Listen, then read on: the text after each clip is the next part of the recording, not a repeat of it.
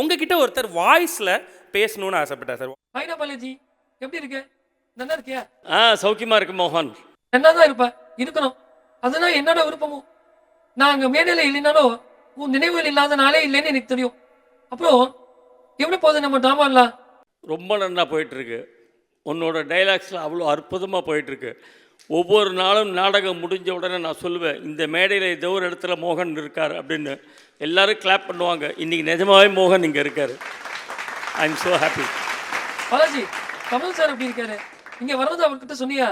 Because அவன் ஜெயிக்கிறத அமர மாதிரி அவரும் ரொம்ப சந்தோஷப்படுவார், நல்லா ரசிப்பார். அதான் கேட்குறேன். கண்டிப்பாக. நேற்றுக்கு அவரை என் கூட பேசினார். இன்ஃபேக்ட் அவரே இன்றைக்கி வந்திருக்க வேண்டியது.